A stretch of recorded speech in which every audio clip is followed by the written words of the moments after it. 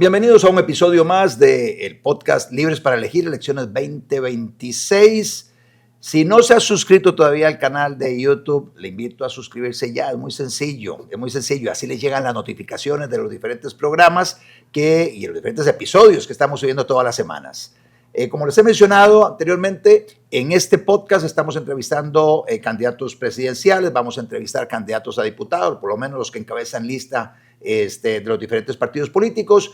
Estamos entrevistando a personas que están vinculadas a empresas que realizan encuestas sobre preferencia electoral, también representantes del Tribunal Supremo de Elecciones, pero también estamos entrevistando a ministros con el propósito de que los ministros nos comenten sobre políticas de Estado de su ministerio, qué se está haciendo bien y qué debería seguir haciéndose bien en la siguiente administración. En esta oportunidad he invitado a la ministra de Ciencia y Tecnología, Paula Bogantes. Paula, bienvenida a nuestro podcast. Muchísimas gracias, Otto. Para mí un placer estar aquí conversando con vos. Empecemos por explicar qué hace el Ministerio de Ciencia y Tecnología, cuánta gente trabaja allá, porque es un ministerio que es relativamente nuevo, yo creo, no es de los ministerios que nacen allá, no sé, en los 60s, y uno no se imagina un ministerio con mucha gente, porque uno tiene el MEP con casi 100,000 funcionarios. ¿Cómo anda el MICIT? El MICIT es uno de los ministerios más pequeños y es uno de los ministerios con presupuesto más bajo también, o de los que recibe menos presupuesto. Cuando yo inicié éramos alrededor de 140 y tantos empleados y ahorita estamos alcanzando casi los 200.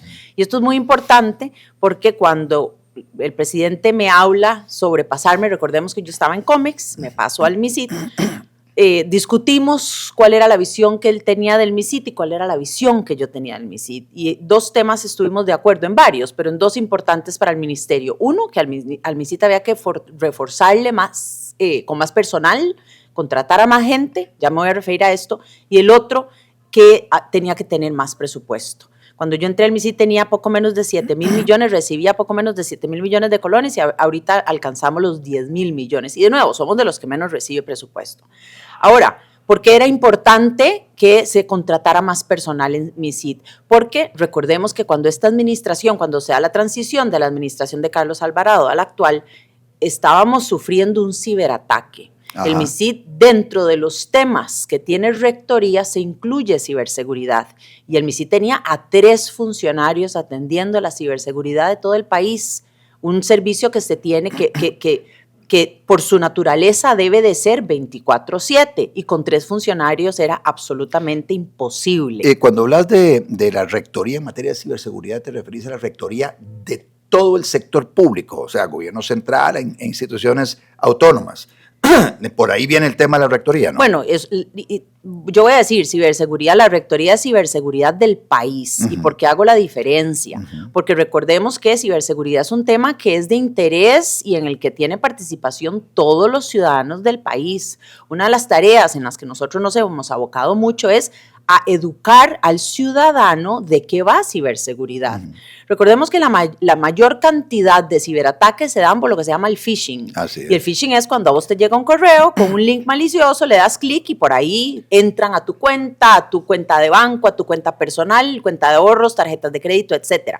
Entonces, ciertamente nosotros tenemos una obligación dentro de esa rectoría que es lograr que el gobierno central tenga las protecciones óptimas para cuando estamos hablando de ciberseguridad. Pero vamos más allá, campañas de comunicación para la ciudadanía, el mes de ciberseguridad o en octubre, etcétera, etcétera. Entonces, esa rectoría es para todo el territorio nacional. Sí, vemos que las diferentes entidades, especialmente municipalidades, instituciones autónomas, ya no tanto gobierno central, pero hacen contrataciones cada una por aparte de diferentes soluciones tecnológicas para enfrentar, para protegerse de estos ciberataques. ¿A dónde entra el MICIT en todo esto con el tema de la compra de tecnología para efectos de la protección ante ciberataques? Depende. Nosotros tenemos mayor ámbito de competencia cuando estamos hablando de los ministerios. Sí. Empezamos a perderla conforme vas abriendo el abanico, sí. Autónomas, municipalidades, y vos lo mencionaste. Pero lo que es importante entender, y creo que en esta administración hemos logrado que la ciudadanía y sobre todo las instituciones entiendan es que el MISIT es, en el MISIT están los geeks, los nerdillos de tecnología que saben de tecnología mejor que nadie. Entonces, como en una empresa, cuando vos tenés un problema que tiene que ver con tecnología, usted llama al departamento de IT. Ese es el MISIT. ¿Y por qué lo digo? Y lo digo con muchísimo orgullo. ¿Y por qué lo digo? Voy a dar un ejemplo. En este momento, el proceso de instalación del ERP de la Caja. La Caja acude al MISIT para decirle, necesitamos que ustedes nos ayuden a asegurarnos que la implementación de este sistema se está haciendo de forma óptima y nosotros estamos involucrados en el ERP. Entonces, otro ejemplo, el Ministerio de Justicia, cuando estaba implementando otro sistema en esta transformación digital, que es una de las metas de esta administración, se acuden a el MISIT y el MISIT llega y les apoya en ciberseguridad. Nosotros le hemos dado muchísimo apoyo a municipalidades. Les hemos inclusive brindado licencias gratuitas que tienen que ver con protección de ciberseguridad. Y no solamente les damos la licencia, les ayudamos en la implementación, les compartimos las normas de ciberseguridad que deben de tener desde las claves, cuáles son las características que tienen que tener, el doble factor de autentificación, el acceso de los VPNs, etcétera, etcétera. Son prácticas que yo diría básicas de ciberseguridad que nosotros de alguna forma las estamos implementando de forma mandatoria para los ministerios, pero esta información la estamos compartiendo también con gobiernos locales. Mencionaste que cuando iniciaste tus labores como ministra, o esta administración arranca, estaba siendo víctima de este ciberataque. Me acuerdo el tema de Hacienda, que estuvo bastante afectado durante algunos meses. Creo que no sé si la Caja Costarricense del Seguro Social. Estamos hablando de entidades muy importantes siendo víctimas de los ciberataques.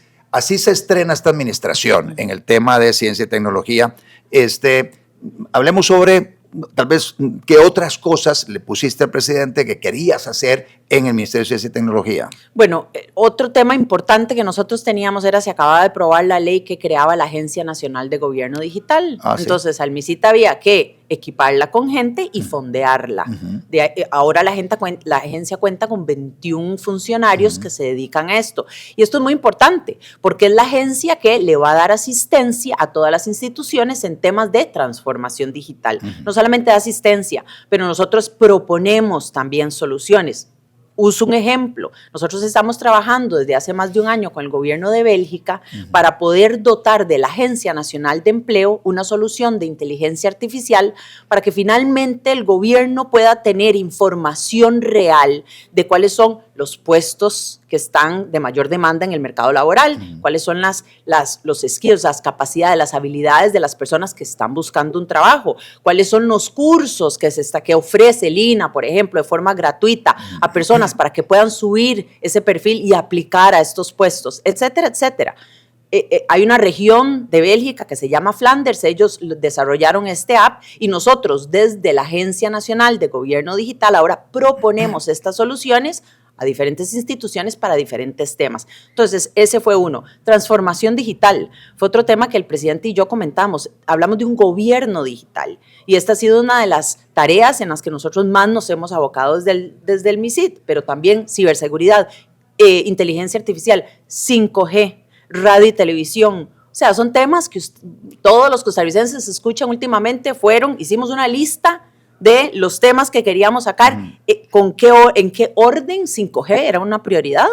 Y dijimos, bueno, el MISIT tiene personal limitado, capacidad limitada, primero entrémosle a 5G y después pasamos a radio y televisión y ahí vamos, el calendario lo estamos cumpliendo. Ahorita hablamos de 5G y de radio y televisión.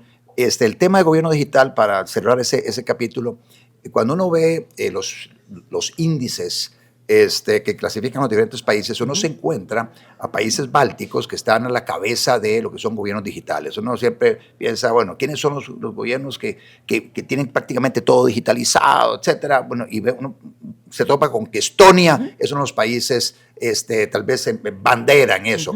¿Estamos nosotros siguiendo algún modelo de algún país y cómo están los acercamientos con ese país para que nos lleven un poquito a la mano, nos asesoren en esa transformación digital que requerimos en nuestro país? Nosotros estamos trabajando con Estonia de la mano. Ellos, muy interesante, han digitalizado todos y cada uno de los servicios del gobierno, menos uno, divorcios. Ajá. Y lo hicieron a propósito. Ajá. Cuando nosotros les comentamos, ellos dijeron, el divorcio va a ser el único proceso que las personas tienen que verse cara a cara antes de firmar. Ajá. Pero todo lo demás está digitalizado. Con Estonia hemos recibido muchísima cooperación, muchísima. Ellos tienen una agencia que se dedica a esto, a través de la Unión Europea, con Luxemburgo, con Portugal, con España, con Bélgica. Con todos estos países tenemos en este momento, ya ejecutamos proyectos o estamos ejecutando proyectos. Con España nos están dando, bueno, recordemos que Europa nos confirmó el año pasado una colaboración de 2 millones de euros para implementar en Costa Rica 2 laboratorios,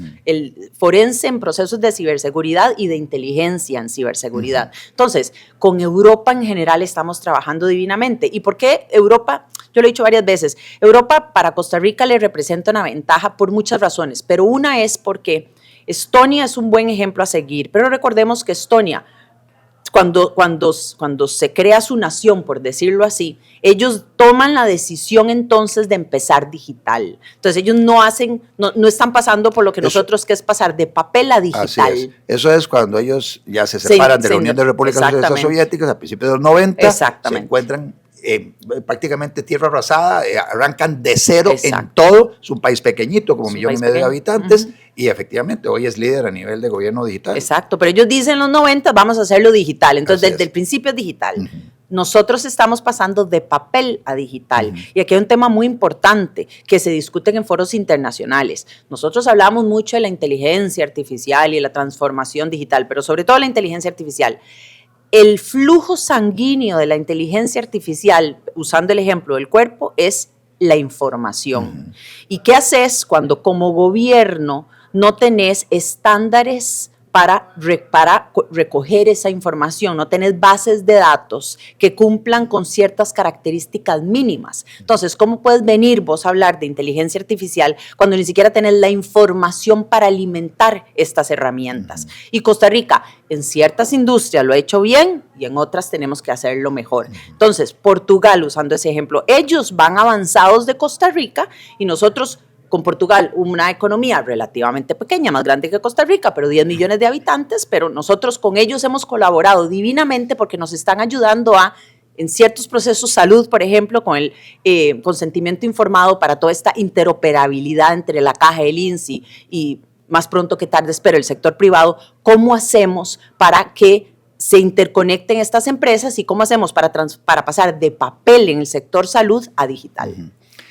5G. 5G, me acuerdo, del inicio de la administración se hablaba de la importancia de la 5G. Bueno, se está implementando prácticamente la mayoría de los países, es vital, y tal vez ahorita nos contás y le explicas a los costarricenses por qué es tan importante 5G. Pero hace poco vimos un anuncio de una de las empresas de telefonía señalando que hace un convenio con un proveedor y que, bueno, van a desplegar el 5G standalone.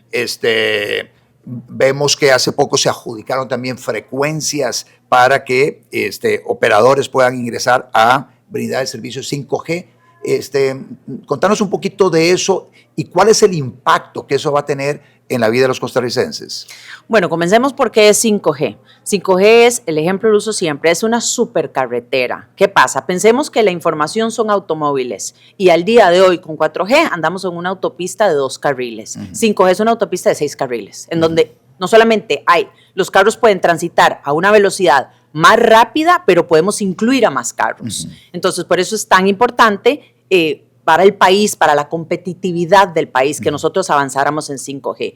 Fue una promesa de campaña del presidente y fue uno de los temas que, cuando conversábamos, pasarme de COMEX a MISIT, que hablamos, esto tiene que sí o sí darse en esta administración.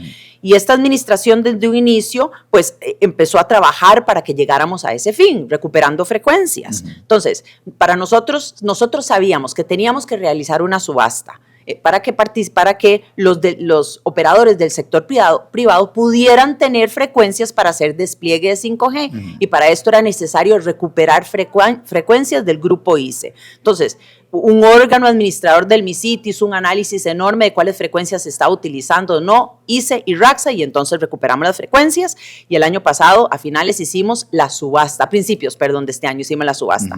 Entonces ya, 2 operadores privados que tienen cobertura nacional, tienen las frecuencias, o saben, estamos en el último proceso de adjudicarles las frecuencias, de que ellos tengan en su haber esas frecuencias. Y muy importante, 4 operadores regionales. Esto nunca se había dado en la historia de Costa Rica. En la subasta pudieron participar operadores regionales. Nosotros, cuando hicimos el análisis de qué tipo de subasta íbamos a hacer, dijimos que no sea de carácter financiero para recuperar dinero, sino que sea para despliegue de infraestructura. Entonces, otra característica diferente de esta subasta.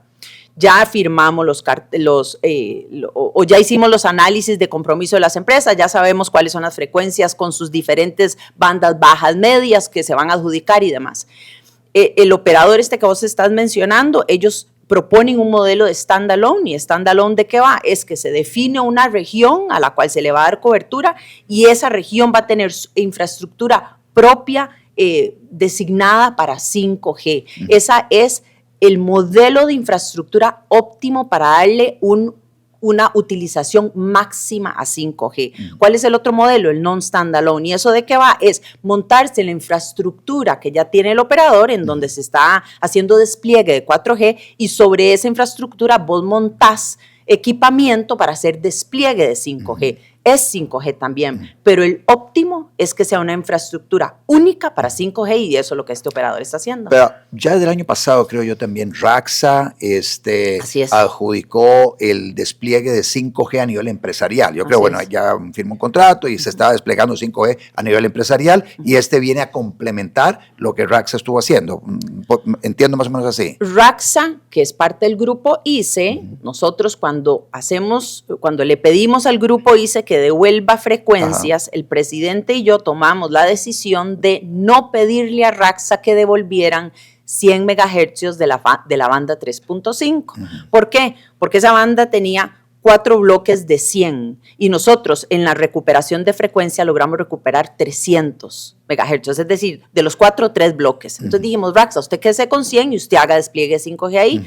Y como bien vos indicaste, el año pasado ya RACSA empezó a ofrecer lo que se llama el FWA, que es para empresas. ¿Qué está pasando en este momento? El ICE y RACSA están valorando una figura para que el ICE o Colby, en este caso, pueda utilizar las frecuencias de RACSA y entonces el Colby pueda ofrecer 5G a sus usuarios en todo el territorio nacional.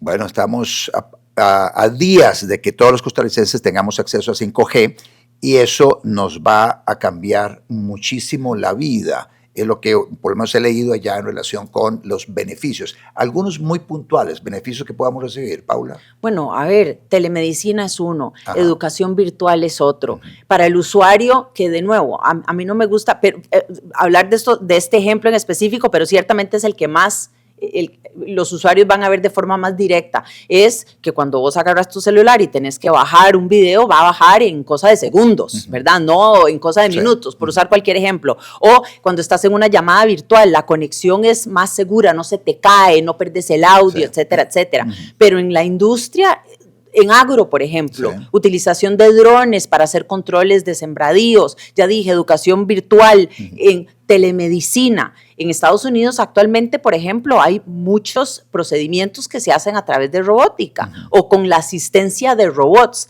Esto es súper importante porque ya hablábamos, 5G es la carretera de 6 carriles en donde los carros transitan más rápido. Si vos estás haciendo una cirugía asistida con un brazo robótico, vos necesitas, el médico necesita asegurarse que el robot va a hacer la función que él le está pidiendo de forma inmediata y segura. Y esto se logra con 5G. Entonces, por eso yo hablaba de la competitividad país. Nosotros sí o sí teníamos que hacer despliegue de 5G, porque si no empezamos a rezagarnos de otros competidores en América Latina, ya hay muchos países que tienen despliegue de 5G. Y nosotros llegamos tarde, pero llegamos con buen paso, yo diría. Vos venís de Comex, Comex ha venido trabajando el tema de competitividad, está haciendo un esfuerzo importante por atraer empresas para establecerse en el país. Estas empresas, no sé si en las conversaciones que tenés con el ministro de Comercio Exterior, con Manuel Tovar, estas empresas exigen o piden que haya en el país ese despliegue de 5G para que eso les facilite su decisión de venir a invertir en el país? Absolutamente, es parte de las operaciones de ellos. Ellos muchísima de la información no la resguardan en el país. Los data centers no están en el país, están en su casa matriz o en otras localidades en donde estén estos data centers.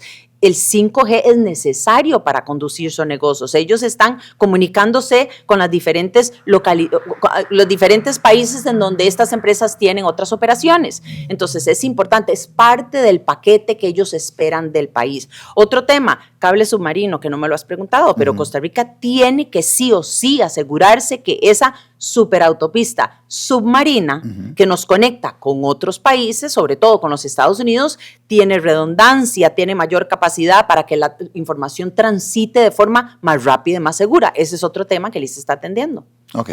Radio y televisión.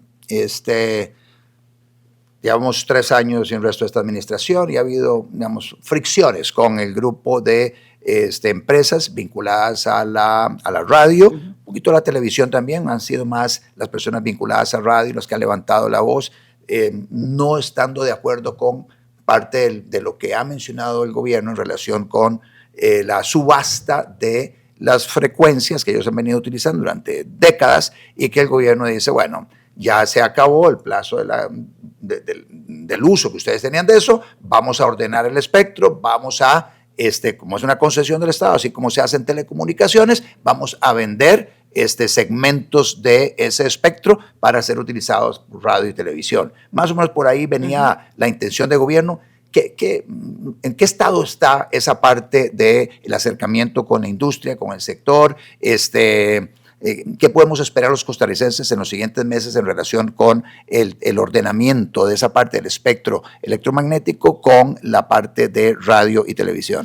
Vamos a ver, nosotros estamos trabajando en 2 frentes muy importantes. Uno es llevar a cabo una subasta de frecuencias de radio y televisión. Esto nunca se ha hecho en el país. ¿Por qué? Porque en los años 50, que es cuando empezamos con estas actividades en el país, las adjudicaciones de frecuencias se daban, una empresa llegaba, lo solicitaba y se le adjudicaba y vámonos. No había una subasta.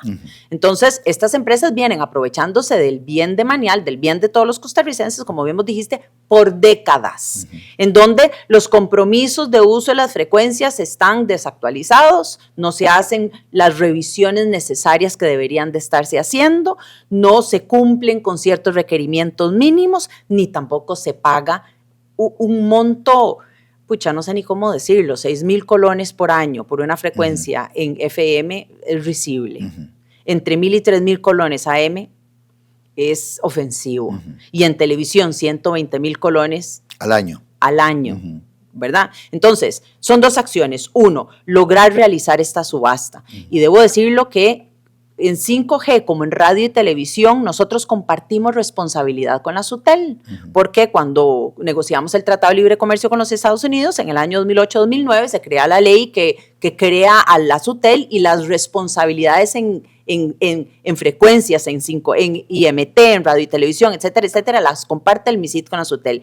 Y estos 2 temas los hemos trabajado divinamente con la superintendencia. Entonces, ellos tienen la responsabilidad de llevar a cabo la subasta, y nosotros esperamos que alrededor del mes de noviembre finalmente estamos haciendo esta subasta. ¿Y por qué es importante la subasta? Porque muchas de las empresas que quisieran tener acceso a una frecuencia hoy no pueden, porque los mismos de siempre, de hace décadas, son los que tienen. A mí me gusta utilizar, imagínense un edificio de apartamentos, y los inquilinos que viven en ese apartamento viven ahí por décadas y pagan una miseria por el alquiler, pero hay una fila de personas que quisieran también tener un apartamento. Y lo curioso es que con el avance de la tecnología, ahora es posible un apartamento enorme que ocupaba un piso, dividirlo en 2. Y entonces metes a 2 inquilinos ahí y no solamente a 1. Entonces, esa es una acción que estamos llevando a cabo. Y la otra es trabajando en la Asamblea Legislativa para aprobar un proyecto de ley que actualice los montos que pagan los operadores por el uso de frecuencias de radio y televisión. Y en eso, pues, hemos venido avanzando de forma más lenta, pero estamos avanzando porque nuestro objetivo es que antes que se finalice esta administración, poder haber realizado la subasta y haber ordenado esos apartamentos y los inquilinos que van a vivir ahí. Importante, ¿cuáles son los compromisos que estarían adquiriendo todos los inquilinos del apartamento. Por ejemplo, y un tema en el que nosotros hemos hecho bastante hincapié, tanto en el tema de la adjudicación de frecuencias como en el proyecto de ley, y es que nosotros estamos abocando por creación de contenido local, lo que usted hace, ¿verdad? No se vale que muchas de estas empresas, sobre todo en televisión, cogen lo que se llaman enlatados, que es contenido que se hizo en otro país y lo que hacen es que lo montan en su televisión y ya es lo que todos los ticos ven. Nada malo con eso, pero incentivemos a la industria local. Y nosotros, a través de los compromisos que irían a adquirir los operadores para las frecuencias de radio y televisión, hay un componente de apoyen la creación de contenido local, y a través de la ley, en donde estarían ahora sí los operadores pagando montos más altos, estamos proponiendo crear un fondo, pensemos en Fonatel, un fondo para incentivar la industria local. Inteligencia artificial, ministra, se habla mucho de inteligencia artificial, de hecho cada vez la tenemos más a mano y más personas están utilizándola.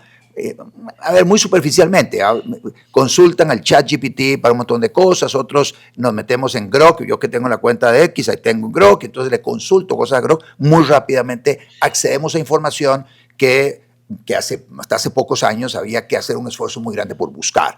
Pero la inteligencia artificial tiene un montón de usos. De hecho, inclusive en aquellos países donde se ha desplegado y se está utilizando de una forma más extensiva, ha ido desplazando cierto recurso humano que ha significado una reconversión de ese recurso humano hacia otras disciplinas, otras áreas, porque de lo contrario queda desempleado.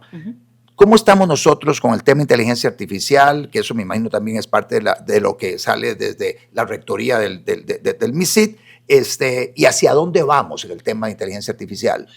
Sí, vamos a ver, a mí inteligencia artificial me resulta muy curioso por varias razones, y una es porque es el tópico del que todos quieren hablar últimamente, ¿verdad? Es lo nuevo, es lo sexy, si se quiere, la inteligencia artificial.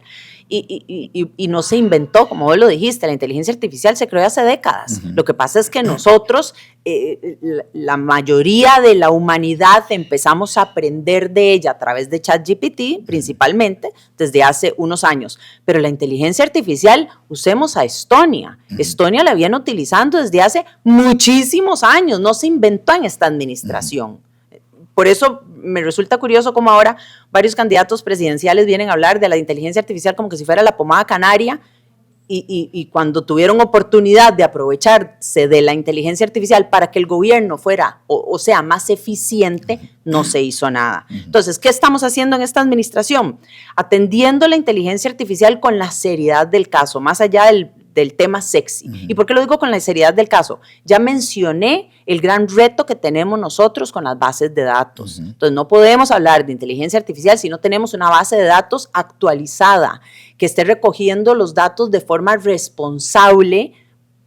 No puedes pensar en aplicar o instalar una herramienta de inteligencia artificial en una institución que no tiene ni siquiera unas bases de datos. Eso por un lado. Por otro lado, estamos utilizando ejemplos de otras naciones en cómo es que ellos han utilizado la inteligencia artificial para ser más eficientes. Voy a usar el ejemplo del ERP. El ERP de la caja puede que tenga o no tenga componentes de inteligencia artificial. Y aquí también hago un paréntesis. Inteligencia artificial es muy amplio, ¿verdad? A veces a la minería de datos se le asocia con inteligencia artificial. Unos dirán que sí, otros dirán que no. Minería de datos es tan sencillo, y uso las comillas, como que un sistema tiene la capacidad de analizar grandes cantidades de datos. Algo muy importante para gobiernos, para empresas y demás. Imagínense qué rico sería que nosotros pudiéramos analizar el EDUS, que viene recogiendo información de los costarricenses, de las fichas de salud desde hace muchísimos años. Eso es minería de datos. Inteligencia artificial podría ser. Pero bueno, eso es por dar un ejemplo. Entonces, ¿qué estamos haciendo nosotros? Dentro de la meta de gobierno digital que tenemos para esta administración, ciertamente muchos de estos soluciones de tecnología que están implementando estas instituciones tienen componentes de inteligencia artificial. Entonces, ¿qué fue una de las primeras cosas que hicimos? No había una estrategia de inteligencia artificial, ya hay una. ¿Y por qué era importante? Porque había que definir cuáles son los lineamientos, los principios éticos que deben de considerarse a la hora de utilizar soluciones de inteligencia artificial. ¿Y cuál es el primero que define la estrategia? Que la inteligencia artificial siempre debe de utilizarse para mejora del humano, para el bien del humano. Porque recordemos una cosa, Otto, la inteligencia artificial a hoy ya es más inteligente que el humano y está en vías de desarrollo. Y también recordémonos una cosa, porque está en vía de desarrollo es muy retador querer regularla. ¿Y qué mejor ejemplo que la Unión Europea? Entonces, aquí lo digo porque también en la Asamblea Legislativa, porque es el tema sexy, en este momento estamos lidiando con 4 proyectos de ley que pretenden regular la inteligencia artificial. Y aquí hago un llamado a todos a que en la próxima Asamblea Legislativa ojalá haya más expertise de tecnología entre los diputados, porque nosotros como humanos, como humanidad, cada vez interactuamos más con la inteligencia artificial. Pero también otro tema en el que estamos trabajando en el ámbito internacional, y esto no es menor. Nosotros hace poco participamos en la ministerial de la OSD que se llevó a cabo el mes pasado. Y Costa Rica llevó varias propuestas y una de ellas tenía que ver con el desarrollo de una herramienta de inteligencia artificial que le ayude a los gobiernos a lograr identificar que tanto están utilizando la inteligencia artificial en miras a digitalizar su gobierno, en qué punto de ese desarrollo están y cómo deben de seguir avanzando para lograr esa meta. Y utilicemos a Costa Rica como ejemplo. Nosotros lo propusimos porque dijimos, ya nosotros caminamos, vamos a ver, cuando estábamos desarrollando la estrategia, ya hicimos un llamado a los países de la región para utilizarlos a ellos como modelo, como base, como machote y entonces llevarlo a la tica, si se quiere, tropicalizarlo a la tica. Y logramos constatar que de los 33 países de la región, únicamente 3 tenían una estrategia de inteligencia artificial. Entonces, pues el trabajo fue más difícil, pero entonces dijimos, Costa Rica, si ya caminó por ahí, ya se dio cuenta cuáles son los retos que tienen los países vecinos, usemos a Costa Rica como ejemplo, montemos esta estrategia, esta herramienta OSD, y eso sí, que esta herramienta esté disponible, no solamente para los 38 países miembros de la OSD, pero para cualquier nación del globo que quiera utilizarla. Y así se hizo. Y esto es importante, porque la OSD en este momento va a poder tener esta herramienta para cualquier país que quiera utilizarla. Entonces, Costa Rica se posicionó en el ámbito internacional en poder decir, nosotros como economía pequeña que somos y no somos líderes en inteligencia artificial, sí podemos ser una nación en donde la implementación de inteligencia artificial, Costa Rica se usa como ejemplo para esa implementación de inteligencia artificial, cuáles son los efectos que tiene en la economía, positivos y negativos, porque también es cierto, vos lo dijiste, la inteligencia artificial viene a reemplazar el humano, como lo hicieron las máquinas hace mucho tiempo, y podemos utilizar muchos otros ejemplos. Y la responsabilidad nuestra desde el MISID también es ver cuáles van a ser esas funciones, esos trabajos que van a reemplazar, que va a reemplazar la inteligencia artificial y cómo hacemos para que esas personas subirles las habilidades para que ahora sí puedan utilizar la inteligencia artificial para ser más eficientes.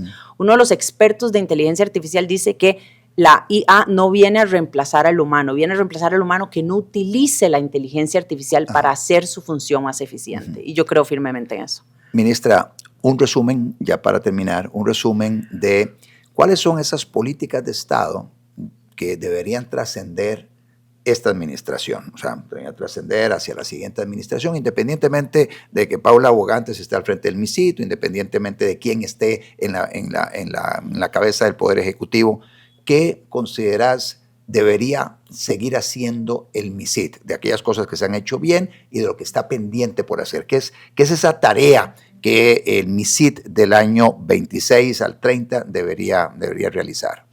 Vamos a ver, el MISID debe seguirse viendo como el experto en temas de tecnología, como el experto en temas en donde tenemos rectoría. Y el MISID tiene el personal. Para mí, y lo digo, y me siento muy orgullosa de poder decirlo, en el MISID el MISID cuenta con expertos de lo mejor del país, en telecomunicaciones, en tecnología, en ciberseguridad, etcétera, etcétera. Entonces, eso es un tema muy importante. Y las instituciones públicas deberían de solicitarle al MISIT apoyo en esa transformación digital. Y aquí entro al otro tema. El país debe de seguir trabajando en convertirse en un gobierno digital, porque eso le trae eficiencia al país, porque eliminas corrupción. Recordemos que la corrupción se presenta de muchos colores, y uno es que el empleado público sea ineficiente, o que no, por usar la caja, que no compute la información real en inventarios, por usar cualquier ejemplo. Entonces, ese es otro de los objetivos del MISIT, independientemente de que esté yo o de la próxima administración. Nosotros debemos seguirle apuntando a una transformación digital. Y yo siempre utilizo el mismo ejemplo. Para mí el MISIT es el futuro. ¿Por qué? Porque el MISIT es el que lidia de primera mano con la tecnología. Y ya lo decía, nos guste o no, nosotros cada vez interactuamos más con tecnología, ¿verdad? Vos ahora decías que usan ChatGPT, que usan Groot, que usan cualquiera de las otras soluciones que hay. Uno de los retos que se ha logrado identificar que va a enfrentar la humanidad es la habilidad que vamos a tener como personas en tomar decisiones sin tener que consultarle a la tecnología en el sector médico. Y esto también trae beneficios. La inteligencia artificial tiene la capacidad de poder diagnosticar una enfermedad o un tratamiento con muchísima mayor precisión que el ser humano, por esa capacidad de análisis de información que el humano no tiene.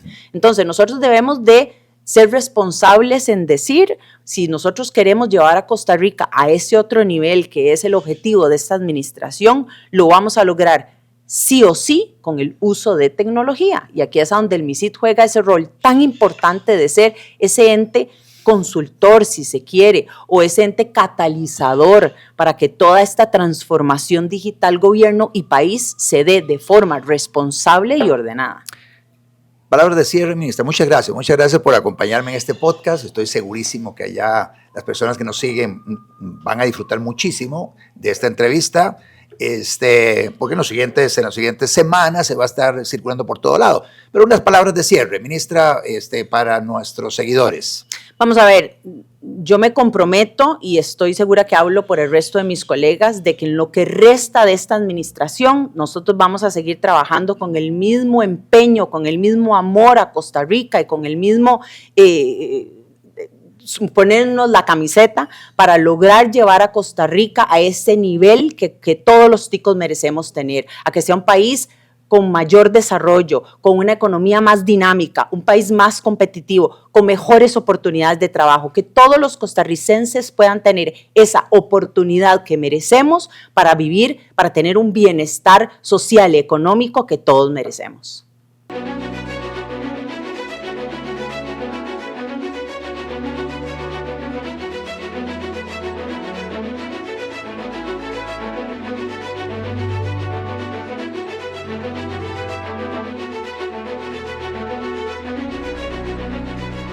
Podcast con Otto Guevara.